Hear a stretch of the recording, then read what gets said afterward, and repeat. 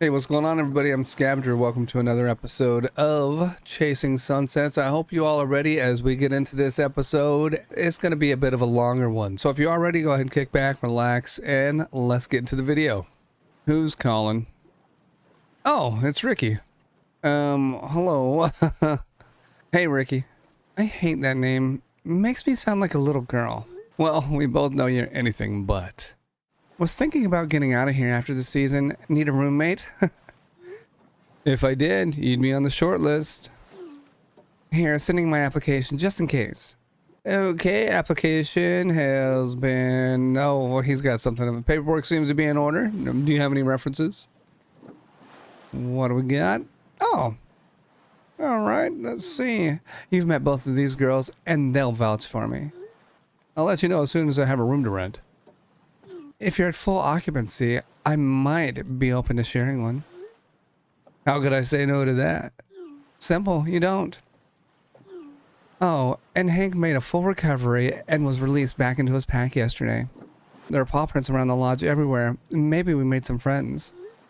Well, that's awesome news. Thanks, Ricky. Oh, and the new hair looks great on you. Thanks. It's just easier to throw it into a ponytail. And maybe it doesn't bother me when you call me that. All right. I think the name Ricky's growing on her. I think she still likes it. Anyway, yep, definitely gonna get me fired. Because that's the boss's daughter he's talking to. All right, Prizer Advanced Laboratory, Boston, 26 years ago. Oh, this is Alex's mom. The data just isn't here. The test specimens show no improvement over placebo. It's there, but her sample size is way too small to certify. The testing is going too slow, and we're starting to cut corners. I can feel it. Next shipment is on hold, pending FDA ethics review. What we have right now is what we have. Sarah pauses for a moment, lost in thought. Do you still have the OR privileges at Cambridge? Of course. Walk with me. Okay. I'm not exactly sure what that was about, just a little insight, I suppose. Walk with me. Where are we going? Someplace we can talk. Is it a secret? Not a secret, Alex. I just wanted to ask the most important man in my life a question. We're going to see James? No, silly. You're the most important man in my life. Oh, heck yeah. Ooh, he almost said a bad word. Arriving at the park, your mother sits on a bench and kneels so she can look you in the eye. It's been just you and me for a long time now, Alex. I want you to know that you'll always be Mommy's ride or die. But it's not just you and me, Mom. James and Jay are part of our family now. Your mom's eyes begin to well up at those words. But you're too young to understand why. What'd you want to ask me, Mom? You just answered it, and you made me so happy. Happy enough to get me ice cream? Expensive date. Yes, Alex. At least that happy.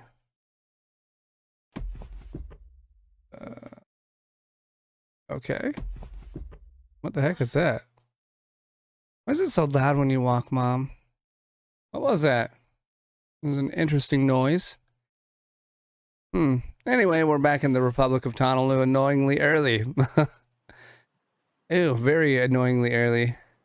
Like it's still nighttime here. Mom? What is that noise? You awaken to tropical humidity and the sound of footsteps on the deck above you. That doesn't even sound like footsteps, though. It's got to be 3 in the morning. Who's stomping around at this hour? You throw on some trunks and flip-flops before stepping out into the sweltering night. The sound of the soft waves lapping against the hull of the sunset greets you. A cursory search of the deck reveals nothing suspicious. You're about to return below deck when you see a familiar form sitting near the pool. She likes to hum. I think she's a hummer. Or a singer. Or both. Hey. Alex. You're up late. Or early, depending on how you look at it. Oh no. She is a singer. Yeah. Yeah, we're not doing that. I'm not singing. Singing seems to be your thing. You definitely have a voice for it. Mallory looks away in embarrassment. That didn't happen. We both know it did. Sit. Time for some answers, huh? Yup. Hmm. Okay, well, my childhood was a mess. I'm an orphan of sorts. Okay. I'm not selling a sob story. It's just where all of this begins. My father ran away with me when I was 10 and committed suicide a few months later. Shit. Like I said, it's just some background. My mother couldn't be located after my father's death, so I became a ward of the state. Go on. I went from foster home to foster home, never knowing what happened to my mother. I'm sure you can guess how foster life sometimes goes for young girls. I always hoped they were mostly stories. Yeah, mostly. Anyway, it's over now. As soon as I was old enough, I set out to find my mother on my own. After a year of searching, I was finally successful. That must have felt like winning the lottery. Yeah, until I actually met her. She barely remembered me. She was an addict. Her mind was mostly gone. She had her good days, but for the most part, she was somewhere else. I'm still not clear how that connects us. One lucid morning, my mother showed me a closet full of father's things. Mostly stuff that just reinforced my opinion of him. But also his notebook and files from when he worked at Prizer. He worked at Prizer? Yeah, for Dr. Sarah Forrester. Mom. Yeah. You know, Prizer sure has come up a lot today. They just filed a suit against us. That can't be a coincidence. Mallory turns to look at you, and you see that she's wearing her contact lenses. Anyways, I learned things about myself in those notes, including why I was a constant reminder of failure for my father. Ironic, considering he's the one who took the easy way out. Mallory stares across the water for a moment before responding. I also learned that I'm the unplanned outcome of a Prizer effort called Crucible. I never heard Mom talk about it. How was she involved? That's what I'm here to find out. When I showed George my father's notes, he agreed to let me examine Sarah's research. Most of that is either aboard this yacht or ashore in her office. I hope you're not angry with me. It's a lot to take in. That's why you really came looking for me in Aspen. Yes, at first. My employer was more than happy to put me on assignment to interview you. In the moment, it felt like a win-win. But now, it's more complicated. You must have had compelling information to bring George on board. My father's notes, and a few other things that are personal to me. Like? Please, I don't want to lie to you. Then don't. I promise, I'll tell you when I'm ready to talk about it.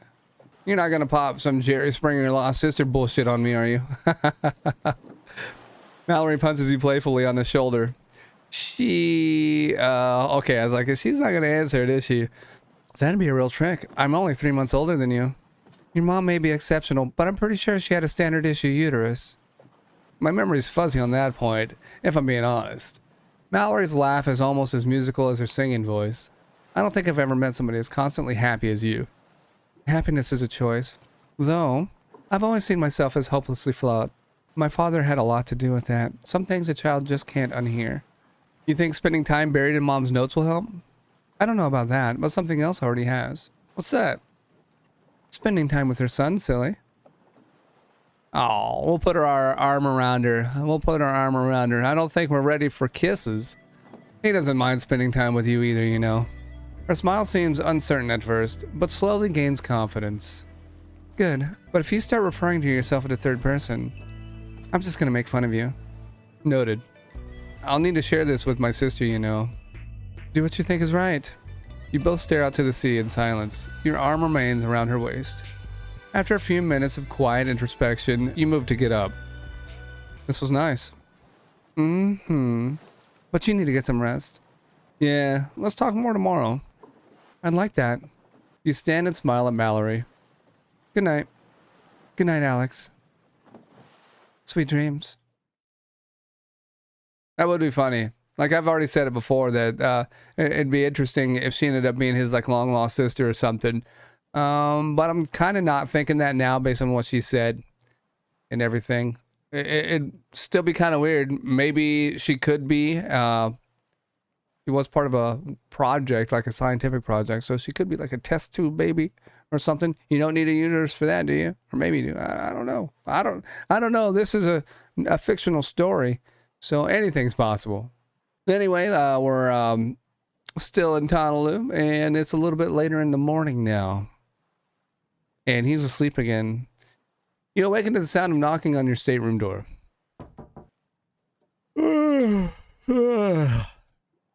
Doors open, and Jay enters your stateroom and stares at you expectantly. Is this a good time? Figured putting this off for the perfect time is how we got here to begin with. Jay smiles nervously in response and seems to relax a little. No excuses today. I've taped a note on the door and... Jay turns around and you hear the door click as it locks. We're gonna talk until it's time to meet with George. His office is on the boat, right? No, change of plans. The overlook where Mom and Dad had their wedding. Guess we're going ashore then. Is this Mom and Dad's idea, or is George just being dramatic? I think it's sweet. Honestly, I don't know. You sit up and stretch, blinking away sleep. Can you put a shirt on? Get used to it. It's the tropics. Jay seems suddenly uncomfortable, and her eyes wander the cabin to avoid focusing on you. Yeah, okay, all right. Those look like your journals. You kept up with them then? Yeah, I try to write a little every day. Wow, maybe we don't need to talk after all. A smirk tugs at the corner of her mouth. I could just take these back to my room and catch up. I'd, really rather you didn't. The mischievous gleam in Jay's eyes only intensifies. 5 years of your secrets all in one place? The Chronicle of Alex. Sis? You're right, you're right. What kind of sister would I be if I snooped in your diary? Boom, headshot. Jay's laugh suddenly fills the cabin, but there's no hint of bitterness in it. It's been a long time since I heard that. Sorry, I couldn't help myself. We won't get anywhere if all we do is pick at old wounds. You'd rather talk about the inheritance? Fuck no. But I suppose it's part of our lives now. What did you have in mind then? Let's just play it by ear. I'll even let you start if you want. After a brief hesitation, Jay sits on the bed next to you. Okay, let Jay ask the first question. Yeah, sure, because I don't know. It doesn't really matter. All right, you start, sis. I probably have the most explaining to do anyway. Jay smiles and looks thoughtfully for a moment. I figure I'll start with some easy ones. Let's see how that goes. She closes her eyes and takes a deep breath. What's the story with Mallory? Oh, that's an easy one. I don't want the details on your sexcapades. I'm just asking why she's here. Well, it's not like that. We haven't, done that. That's none of my business. Why she's here certainly is. What is she noticing? Why are we breaking the fourth wall here? What's going on? She just likes the way he looks, I think. I think she's just looking at his chest or something. I don't know. She found me in Colorado and asked for an interview. And you agreed? Yeah, it sounded like she was just doing a Polygene story. She wasn't? No, she was interested in Mom, not the company. Mom? Why? Her father worked with Mom at Prizer, and his notes left a lot of open questions. Well, why can't he answer them? He killed himself after kidnapping her when she was young. Yeah. Oh, that's terrible. I didn't know she was going to be at George's office that morning. I was just as surprised as you. Pleasantly surprised by the look of it. She's quirky. She's beautiful. She smiles as she says it, but you can detect a hint of worry in her voice. Anyway, she shared her father's notes with George before we arrived. He found them compelling enough to give her access to Mom's office. Wait, so you're not dating? What? No. Oh. Sounds like I should try to get to know her a little. Well, I guess it's your turn. Alright, I should just go down the list here, because I'm not really sure. I think I already know why Christian was on the yacht. Anyway, how were things after I left? We were in bad shape for a bit. Especially Mom. Yeah. It took some time, but I think Dad understood you best, and he calmed her down. I know George came by to talk about it, but I don't know what was discussed. And how are you? Fine. Jay's voice hardens a little, and she avoids your eyes. Anyway, before I knew it, I was starting my pre-med program. You know, Mom and Dad, when I wasn't in class, I was working. Doing what? Bartending at a local watering hole. Bet you did well on tips. What? Why? I've been all over the world and haven't met a single bartender that looks like you. Jay seems taken aback, unsure of what to do with the compliment. Anyway, I haven't done much besides school and work since you left. Tara tried to get me to travel a few times, but I wasn't feeling it. I see. Guess I'm up? Guess you are. Where have you been all this time? I spent the first winter in Colorado at a ski lodge. Got my alpine and snowboarding instructor certifications. That's so you. Made good money. Got really close to the lodge owners. Why didn't you stay? That's complicated. Uncomplicated. I was only there for a few months before the owner's wife and I got close. Wow. I never felt comfortable in one place. I only really slept well on the road. Look, I'm not gonna judge here, but maybe you weren't sleeping well because you were fucking your boss's wife. That felt shitty, but no. I had heavier baggage. Call it mom and dad's disapproval, your disapproval. I'm not sure that's the right word for how we felt. Okay. Probably hurt more than disapproval, right? I'm pretty sure that's the word. Anyway, I got talked into going to Belize for spring break by one of my students. That's where the travel bug hit me. Want to know a secret? Sure. Mom and dad always knew where you were. When I asked, they'd just say you were doing fine. It's not like I didn't check in every once in a while. Oh, I know. I could always tell when they had heard from you. Wait, George. Huh? He admitted it in our meeting.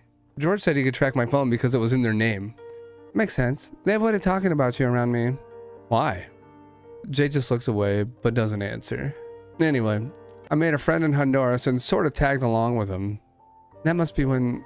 Never mind. When what? I guess there's no point in hiding it. Dad had a world map in his office he kept adding little colored pins to. What? Really? Yeah. Didn't have to be a brain surgeon to figure out what it was all about. I saw Japan, China, India, about 3 places in Africa, Russia, and Mongolia? What the fuck were you doing in Mongolia, Alex? I went to see a concert. Uh-huh. What? It was free. Naturally. You're up, I guess. Okay, is anyone waiting for you back home? Why did you bring Christian to the yacht? How do you feel about taking over Polygene? I'm gonna do we're just gonna go down the list here. So, anyone waiting for you back home? Yeah, I'm juggling 3 boyfriends at the moment. Still haven't decided which one to impulse marry when I get home. Oh. Then there was that offer to appear on The Bachelorette. For real? No, not for real, you idiot. Between school and work, there's no me time. I never thought I'd be this tired at 24. Maybe a break's what you needed. I did need a break, but not like this. My turn? I told myself I wouldn't ask this, but why did you ghost me when we were little? It takes you a moment to remember what she was talking about. Oh, you mean when we stopped walking to school together? Yeah. I'd fake the sick day so I could stay at home and play shooty too. I remember. When you came home from school, I heard what Jenna said to you. Jenna? Oh my god, what did you hear? She was making fun of you for hanging out with me so much. Said you'd never make any friends if you're following me everywhere. You've got to be kidding me. Alex, I spent time with you because having one best friend was enough for me. Popularity sure skyrocketed as soon as you're out of my shadow. You think that's why? The timeline fits. I only got popular after kicking Jenna's ass. No way. How did I not hear about it? I'd have loved to see that. Oh, I guess we're gonna see it. Here we go. Let's go down memory lane. The memory's just blurry for me now. Tara told me later that when I snapped, even she was afraid of me. Oh, damn. Right in the throat. Why? But you know how she exaggerates. Damn. Jenna was a mean girl and a bully. She wasn't going to choose my friends, so I put her in her place. The irony's not lost me that you did the same thing for me at the graduation party. Huh. That is interesting. Fuck. It's so ridiculous looking back. What is? I used to get so angry when you stood up for me. I thought it was because you didn't think I could take care of myself. Oh, that wasn't it. I know that now, dummy. I just had to remember what made me throat punch Jenna. What you did to Christian was just your way of showing love, that you cared. Anyway, do you have another question for me? Sure, I'll ask about... we gotta ask about Christian anyway. I'll go ahead and ask. He ambushed me with 2 lawyer goons as soon as I got off the plane. I hadn't seen him since the party. What's weird is that it was like they were expecting me. My first impulse was to run. I could take care of myself, Alex, but something about the guy terrifies me. That's when I remembered. Remembered what? I knew if I could get back to you... the yacht. everything would be fine. And it was. Alex, for me this is very complicated. So uncomplicated. Jay smirks, hearing her own words used against her. Cute. I've had to live with this guilt of making you leave the family. And it's even worse now knowing I ruined it all before Mom and Dad... Well, before this. I guess I wanted to know if after all this, you still loved me enough to protect me. And if I loved you enough to let you do it. Oh God. The things I said to you and Dad that night. Jay's voice quavers, and you sense she's on the verge of tears. I know a thing or two about guilt, Jay. But you need to know that I did see Mom and Dad before they died. What? When? That's a story for another time. Well, it is my turn. I'm just not ready to go there yet. Please, just pick another question. Actually, you go again. I'm working up to my next one. Alright, we'll ask about Polygene. Overwhelmed, inadequate, unprepared, undeserving? Yeah. To be honest, my biggest fear is of what the inheritance will do to us. But to tell the truth, that worry is starting to feel a little silly. Since Dad and Mom passed, it feels like you and I are moving in the right direction. I feel the same way. Anyway, I don't want to talk about this yet. This talk is about us. There'll be plenty of time for this later. You're right. Sorry. Alright, here goes. You didn't come home when I graduated pre-med. No way Mom and Dad didn't tell you about it. She did. I worked so hard for that, Alex. Why couldn't you be there? Jay seems poised to push, but something in your eyes stops her cold. Oh, I really want an answer to this one, but I can tell I hit close to home. Yeah. We could talk about it another time. We've come so far already today, there's no rush. No, you deserve to know. You collect yourself before opening a mental door that you've kept locked for over a year. I told you I made a friend in Honduras. Yes. David. I don't know how you can describe a guy like him. He was a historian, prisoner of war, and even a combat hero. Sounds exactly like the kind of friend you'd make. Does it? Maybe. I was fortunate enough to be one of the few who really got to know him. Then tell me who he was. A man of rare honesty, wisdom, and principle. Sounds like you inherited your mother's eye for judging a guy's quality. Well, even she got it wrong the first time. She made up for it the second. That's for sure. James and David actually had a lot in common.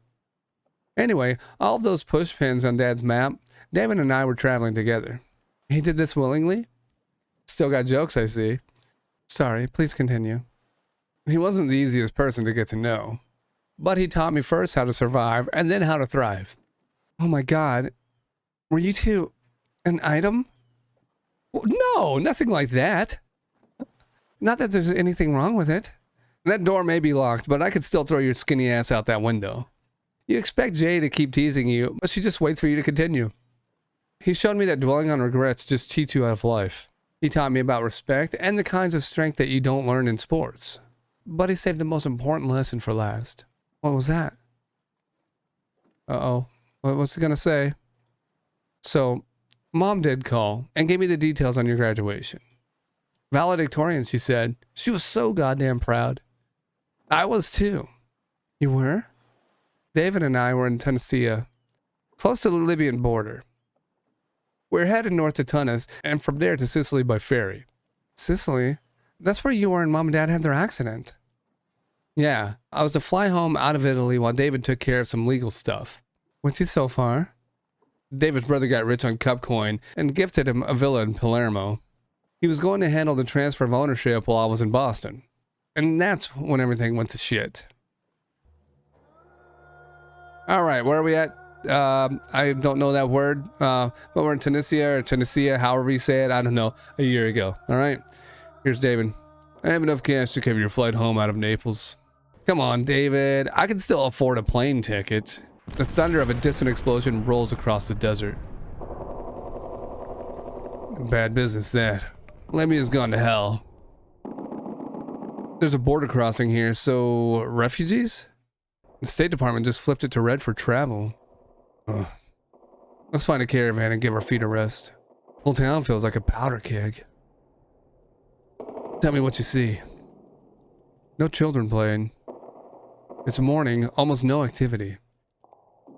curfew, maybe? Just common sense. When in Rome. Yeah, let's find some place to lay low until we can hire some wheels. Yeah, tourists. You and David see a shady-looking man regarding you curiously. That's Nama, just passing through. The man smiles mirthlessly as two more unsavory thugs appear out of the shadows. Ooh, somebody's got a gun. Uh-oh. Everyone in Deba is just passing through, but travel on foot is foolish in this heat. We're expecting a taxi. The man scowls at that. No taxis are running. There's a war on. Ooh, it's a close explosion. Haven't you heard? A little bit. The thug makes a show of pondering alternatives before grinning sadistically at David. Perhaps if you give me your taxi fare, we could transport you. Realizing your peril, you instinctively begin scanning your surroundings as David taught you. No police in sight, and any bystanders cleared out when these assholes showed up. David. We're men of the world. Let's not pretend you're our friend. Very well, men of the world. Then let us not pretend you are waiting for a taxi. What do you want? As the man laughs, you think you hear the click of a gun being cocked from behind you. Behind us. Revolver, I think. I want you to. You shall be ransomed. Alive for now, unless you wish to make trouble. We're worth more alive than dead. Of course you are, but bodies don't fight back or try to escape. Decisions. Now. Before the men can react, you climb a stone wall and jump to a rooftop. Damn, okay. You hear shouting behind you, but it's already starting to fade as you pick up speed. Your heartbeat echoes in your ears as adrenaline courses through your body. If two of you are after me, David will have no problem with the ringleader. I'll just circle back after I lose these clowns. Oh shit, what? Okay. Who just got shot? No. You pull yourself up short and begin to make your way back to where you left David. No. When did you arrive at the first rooftop and slowly peer over the edge? The thugs are gone, but you see no sign of David. That's blood. That's when you see David's boot protruding from behind the stone wall. David! Jumping down to street level, you rush to aid your friend. David slumps against the stones, a crimson stain spread on his chest. His eyes are open, his breathing shallow. David, hold on. I'm gonna get help. The pistol the thug used lies in the dust, along with David's wallet. There's still some cash in it, so David must have dropped it. In his hand, you notice a laminated white card, which he weakly tries to offer you. With each shallow, labored breath, you hear air entering the wound in David's chest. Fuck. Sensing time is short, you clasp the hand holding the card between your own. Holding back the building wave of grief, you look into your dying friend's eyes. Normally you struggle with even basic Hebrew, but this time the words come effortlessly. I am not saying that. I don't even know what that is. Sorry, I'm gonna ruin the moment here, because I don't know how to pronounce any of that. Please tell me what that is. I don't know. Wow. Way to ruin the moment. A sigh escapes David's lips, and then he's gone. Jay just stares at you in shock. Alex, that's the day I learned how the world really works. I'd seen glimpses, sure, but nothing prepared me for this. What happened then? I closed his eyes.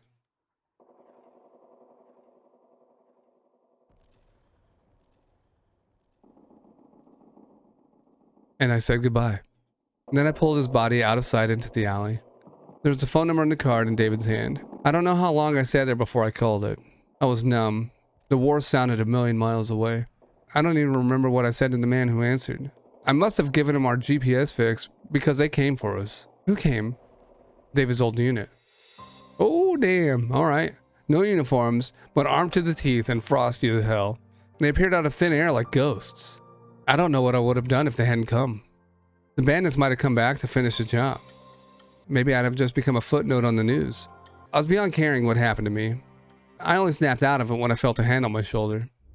We flew home with him at dusk. Hard bunch, efficient, grim, and barely a word spoken. The silence among the team was heavy. After getting out of so many scrapes, his number had come up with a 2-bit bandit. Being in shock was the only thing that held the darkness at bay.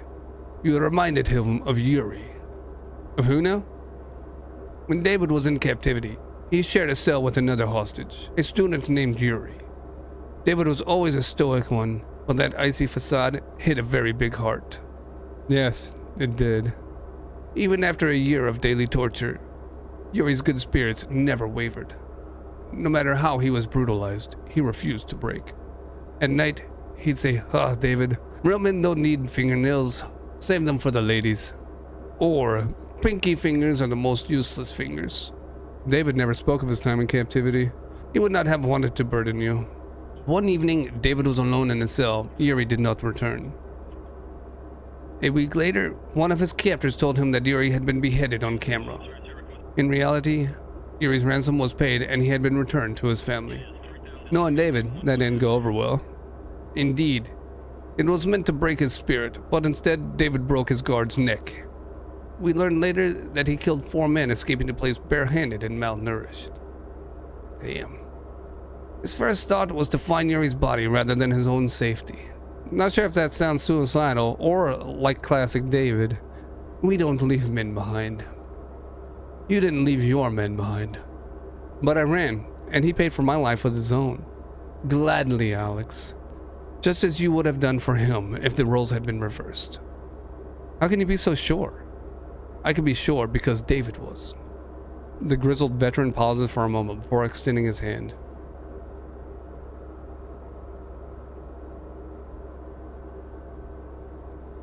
What's this? David's challenge coin. He would have wanted you to have it. I don't understand. It's a deep honor that only brotherhood gives meaning to. You may not understand it now, but you will someday. So during my graduation, I stayed with David's family for his Shiva's 7 days of mourning. David's brother signed the Palermo villa over to me instead. I think he just didn't want the reminder. I moved in there for a few months until I couldn't avoid coming home. When I called with the news about Mom and Dad's accident, I wish I would have known. I was so hurt about you missing my big day, and you were burying a friend. It's about the only thing that could have stopped me from being there. You were exactly where you needed to be. Jay manages a wry smile. But I'd have been super pissed if you had a free concert in Mongolia. In spite of the heavy mood, you find yourself chuckling along with her. That's about all I'm up for today, I think. I have one more question. I don't know, sis. Come on, it's an easy yes or no question. Alright, one more. Jay stands and walks towards the door. All of this talk about best friends reminds me. Jay pauses and looks back at you over her shoulder. Did you fuck Tara? Jesus, that was a simple question. I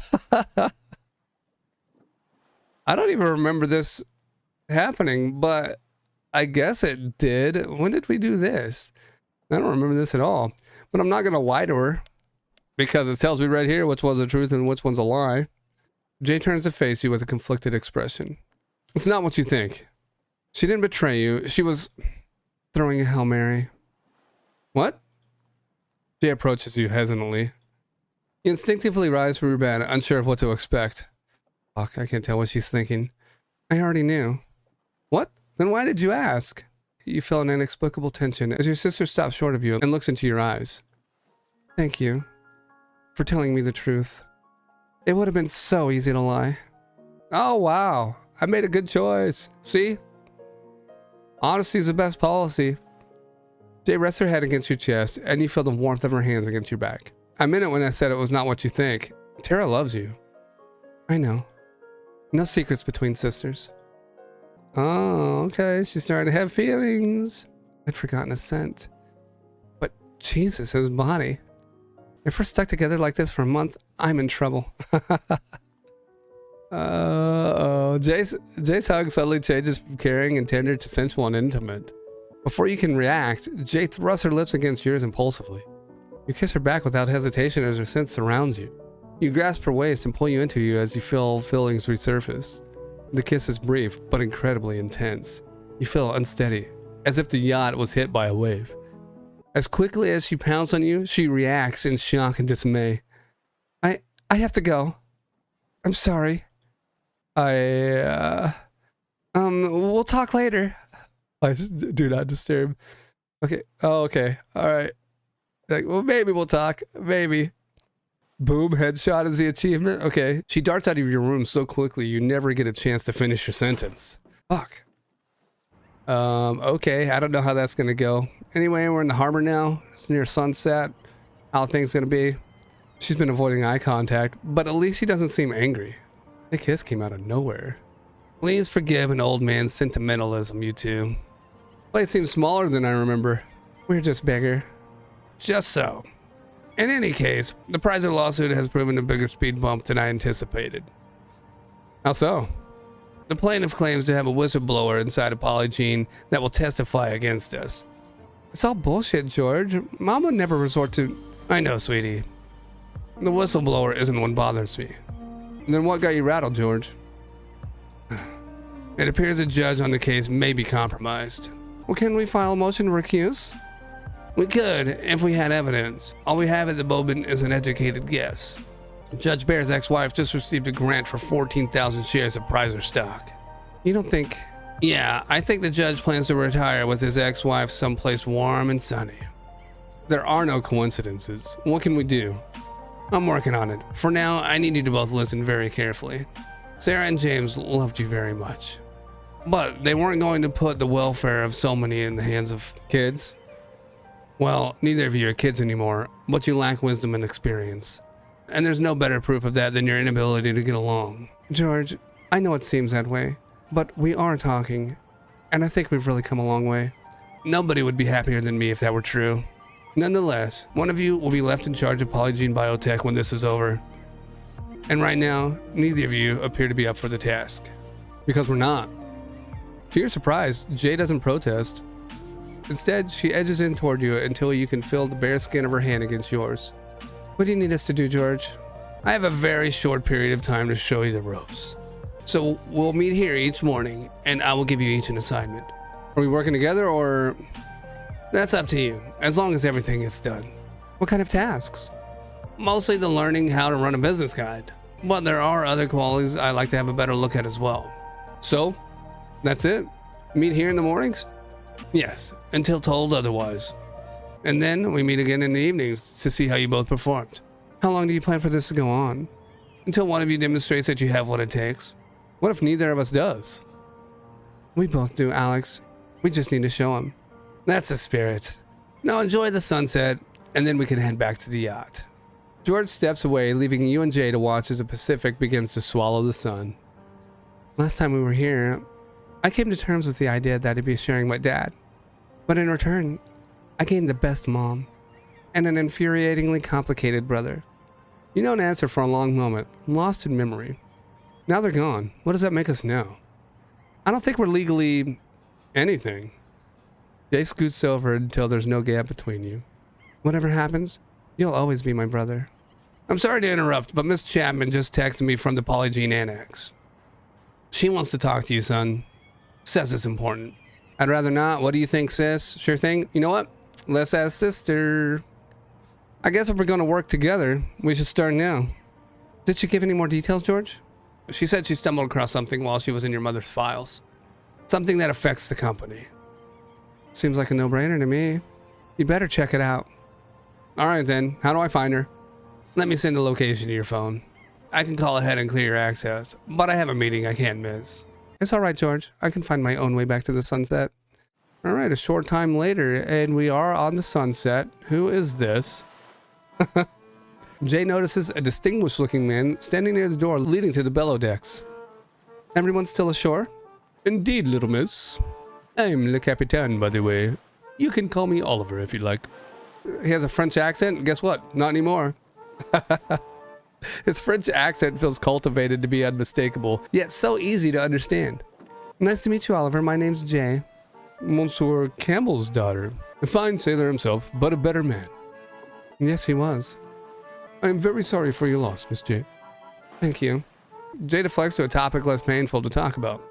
You're the one who took the yacht out to sea before the ruckus. Worthwood may have let slip that there was trouble brewing. It seemed a logical thing to do. So you're a naughty captain then. I am no such thing. Though ma chérie, she may disagree. Sounds like Miss Naughty has you all figured out then. We have only just met, and already you are on her side. Jay laughs sincerely at the captain's show of indignation. Nice to meet you, Oliver. I'll head below for the evening. Indeed, Miss J. I really need to, I need to learn some words in other languages. Like, not even French. Come on, everybody knows some French words. I don't even know French words. What's wrong with me? Anyway, let's keep moving on. What a day. Part of me wants to just crawl in bed and start fresh tomorrow. And the rest of me wants to hear what Alex learned from Mallory. His room. Jay approaches the stateroom door. No light leaks around its edges. Is she gonna sneak in and read his diary? Alex? What am I doing? There's no way he got back before me. It's unlocked. No, she is. Jay turns on the light, revealing an empty stateroom. Yep, still not back. Tomorrow then. As Jay turns to leave, her eye settles on the stack of journals on your desk. Oh. Fuck me. No, that would make me a hypocrite. Jay turns to leave and pauses again at the door. Just let it go, Jay. I think she read them. We're at the Polygene Research Annex. Alright, what you got, Alex? What you got? Who's... Oh, Fiona's that one woman. Hi, Fee. In a bit of a rush. Rushing is precisely how you forgot to give me a key to your villa, stud. Yeah, I forgot. No matter. I'm a resourceful woman, and I felt a bit nostalgic last night. So I decided to return to the scene of the crime, as it were. Wait, you're in my place? Don't fret. I made your bed up before I left this morning. I don't like that. Though you won't find it too difficult to identify the guilty pillow in this photo when you return. Okay, alright. Just messing around with his furniture. It was decidedly soggy by the time I ran out of steam. Ooh. Anyway, I have a meeting with a gentleman who is doing the most exquisite work with 3D printing. So I must be off. 3D printing? Just so. Oh, and that reminds me. Be a dear and do send me a dick pic. What could possibly go wrong? Don't do it. Don't do it. Did he do it? Did he do it? Did he send a pic? Security said she's been going all day with no breaks. Hey, Mal. Sorry it took so long. George had to get me cleared with security. Alex, I'm so glad you're here. Well, okay, so what was so important it couldn't wait until morning? You can see Mallory's been busy. Papers and file folders littered her work area. I see you didn't waste any time. Your mother kept very detailed notes. I'm only a few hours in and, well, we'll get to it. So all of this is yours now?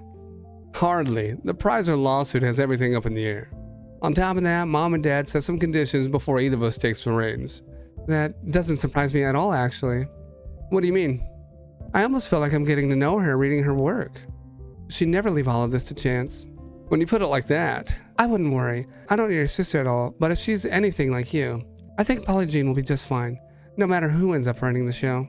I wish I had your confidence. Well, what if I told you I think I know why Prizer's suing? What? Meanwhile... God, I suck. I told Tara I didn't want details, but maybe I just didn't want them from her. And this may be my only chance to ever know what she was thinking. Jay stares at the journal marked high school for a moment, torn by indecision. She edges closer to the desk, discretion waging war with curiosity. Do I really want to know? She becomes aware of her excitement as a tingle in her chest spreads throughout her body. Let's just flip ahead to graduation night. Here we go. Oh yeah, now I do remember because Tara went after him when he left the graduation party. That's when it happened, obviously. Punch Christian, yeah. Jay went honey badger. Don't remind me. Tara caught up in the driveway. Here we go. When the adrenaline wore off, I knew I'd screwed up. The anger had given me such courage, but now I just felt empty. For a few minutes, I thought about canceling my flight. Then I felt a hand on my shoulder. It was Tara. She didn't say anything, she just hugged me. After a few minutes, she led me to her car, and we left the house. We must have driven 20 minutes before she finally broke the silence. Alright, graduation night, 5 years ago. Well, that happened. Pretty sure you broke Christian's nose. I really don't want to talk about it. Good, because it's my turn to talk. Jay's been my best friend for as long as I can remember. Don't you mean more than friends? I read her diary. I know, she tells me everything. But I don't think you understand. There's no attraction between us. Then why? Your sister has a unique problem. A problem that I sometimes help her with. Like, sexually? Mm-hmm. And emotionally. Why are you telling me this? Let me answer your question with a question. How long have you been in love with your sister? What? Cut the shit, Alex. What just happened in there was love, jealousy, and fear all rolled into one. You're really reaching. Not at all. I already knew what to look for. We're here. Folks aren't home. We could talk here for a while. Why are you even getting involved in this? Because I think you're about to do something stupid. And if you do, you're going to hurt someone I care about. So you figured out I'm leaving? It's written all over your face. You're about to bolt. I have to. You wouldn't understand. You might be surprised. I read in her diary that you had a thing for me. That would explain all of this. Oh, I did. In fact, I still think you're kind of hot. But I could never date you. Because Jay wouldn't approve? Oh, please. Jay would push it like a new religion. But it would also change our friendship in a way that I can't live with. I need space to think about everything. Tara leads you through the house and into her room. She walks to a window and gazes out over the city, lost in thought. Make yourself at home. We'll talk in a minute. I need to text your sister and let her know you're all right.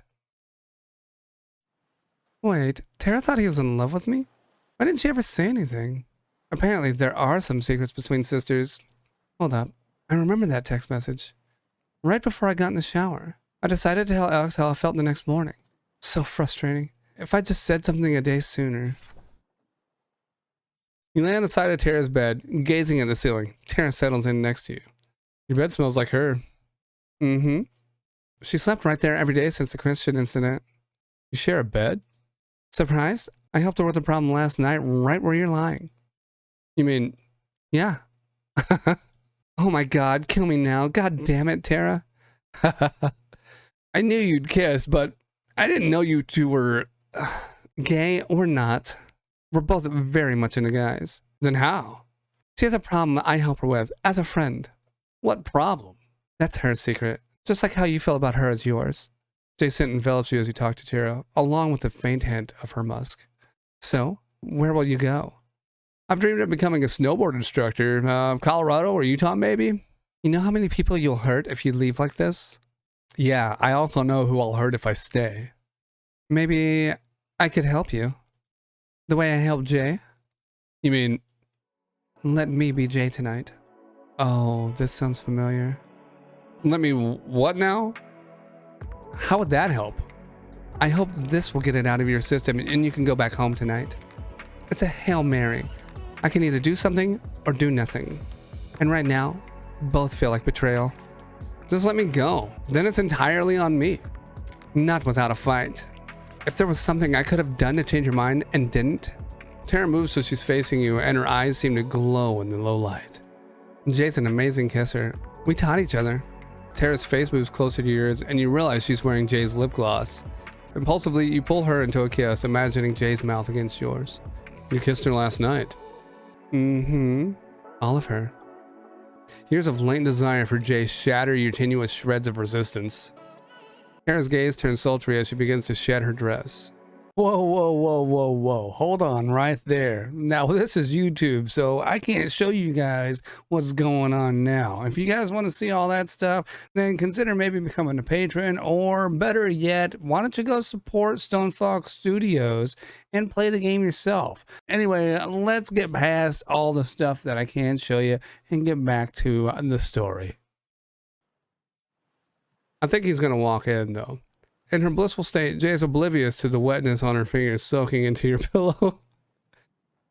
I could fall asleep right here, but I gotta finish this. So what are you finishing? We keep going back to Tara. I'm done with the whole Tara thing. I got it. I got the idea. But I guess we need to know. Tara collapses onto your chest and you feel your combined fluids dripping onto the linens. The only sound in the room for several minutes is your rapid breathing slowly returning to normal. Which of you was talking at the end? Tara refuses to meet your gaze and waits a long moment before answering. Who do you think it was? I'm not thinking very clearly right now. It doesn't matter. I know I didn't change your mind. I'm sorry. Tara gazes at you with eerie intensity. Why? Why are you so dead set on this? It's even worse now. One time was never going to make this go away. If I stuck around, I'd eventually say or do something I couldn't take back. What kind of nut job loser can't get a sibling out of their head? A hint of a smile touches Tara's lips. Something in the water, maybe? It seems I've risked everything for nothing. It would have been better just to let you go. I said that up front. Now comes a regret. That's not entirely true. Tara's bemused smile turns playful. I've got a pretty fucked up kink myself. I punched both of your V cards. You look at her in shock. I guess we punched yours too? Mm-hmm. That is kind of fucked up. I know, right? But I usually can control my impulses. This wasn't about what I wanted. I'll have to live with the consequences regardless. Tara smirks at you and winks. Just because I had my mind blown doesn't change that. Still felt like you threw your virginity away. It's not like that. Compartmentalization, maybe. What? I did this 99% in the hope of changing your mind. Not gonna lie, I was feeling more like 80-20 from where I'm sitting. I'm at peace with that, though I'm not sure she'll be. She won't hear about it from me. I'll tell her at some point. No secrets between sisters. Honesty is a red line for her. If she ever asks you outright, tell her the truth. But you deserve to know that there's still a part of me that's always wanted this. Even so, it can't happen again. I locked it into a little box in my mind and swore I'd never let it out. But you did let it out at the end? Oh, it got out, Tara Bear. Tara just stares at you, her expression unreadable. Now, that's my secret. Is it really, though? You big fucking idiot. Let's get you to the airport. But not without a little souvenir from your sister for when you're lonely. Alright, now we're back in the research annex. It doesn't work. I don't follow. Pregnia, the fertility treatment your mom is famous for, doesn't work. That's why Prizer's trying to shut down Polygene. That can't be right. Dad said Jay wouldn't have been born without it. It's all right here. Your mom knew. For years. How could a lawsuit stop this from getting out? My guess is that their strategy is twofold. Get a gag order imposed during the lawsuit. And then gain access to Polygene lawsuit files in the discovery phase.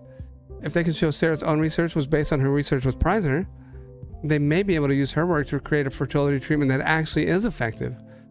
How could this have happened? Seems like it'd be hard to bullshit the FDA about this. It all begins with falsified data, and your mom found it. If you're right, we need to let George know right away. Let's head back.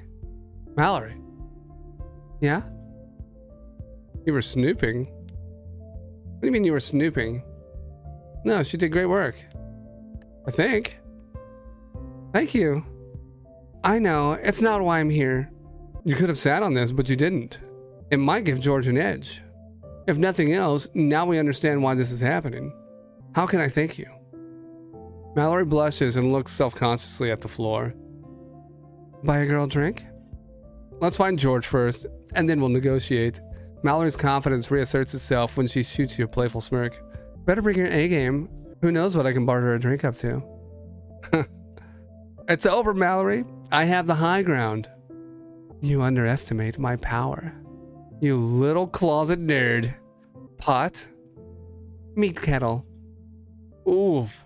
Walk you back to the pier via the bar? How can mom's greatest accomplishment be a lie? Good question. And here's Nerdy McDuty Butt. We are back in the harbor on the Sunset. All right. Is she still in his room? In the distance, the drone of the approaching motorboat can be heard. Shit, he's back. Gotta put everything back exactly the way I found it.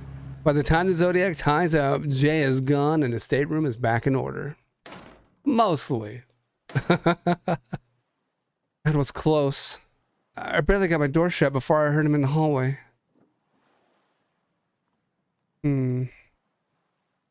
It's lunchtime in Boston. Calling Tara, huh? Tara Bear. Jay, how was the trip? You wouldn't believe this.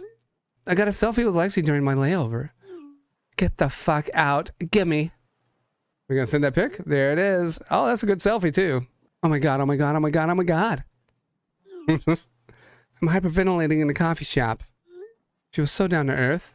You're calling me tonight with all of the deets. All of them. But I've been on the edge of my seat about the other thing. He tried to protect you, but he did tell the truth. More than he bargained for. What do you mean? Remember his journals? Yeah. I might have found one of them from the night he left. Oh. Now I know where that thong from Victoria's Enigma went. Yeah. Relax, Tear Bear. I'm not pissed. I told you I didn't want details. Well, you got them anyway.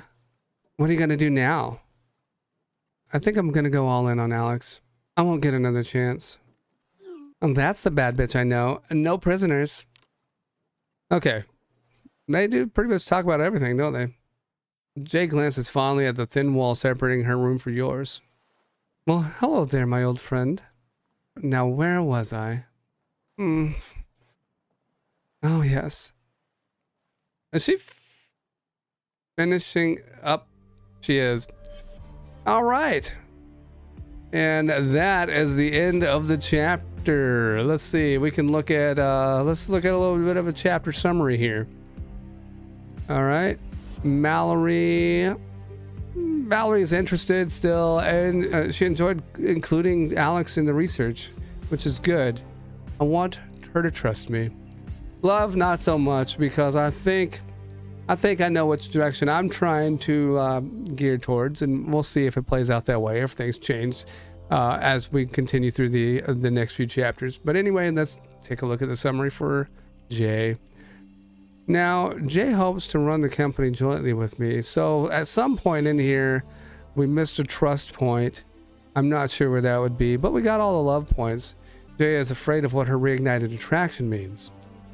Okay, yeah, she's a little, I don't know, I think they're both probably afraid of that, to be honest, because of, there's gonna be some people who think it's probably taboo, but I don't know, whatever. Remember, they grew up together, but technically they're not related, and their parents are gone and not married anymore, so that means they're, you know. Anyway, that's going to do it for this episode / chapter. That should be wrapping up chapter 2 right there. Next one will be chapter 3. I hope you all enjoyed the video. If you did, you know what to do. As always, make sure you leave a like, subscribe to the channel if you haven't done so already, and feel free to say whatever you want. If you're enjoying what's going on, if you would have made different choices, just don't give me any spoilers, please. And that's it. Have a great one, and I'll see you next time. Bye-bye.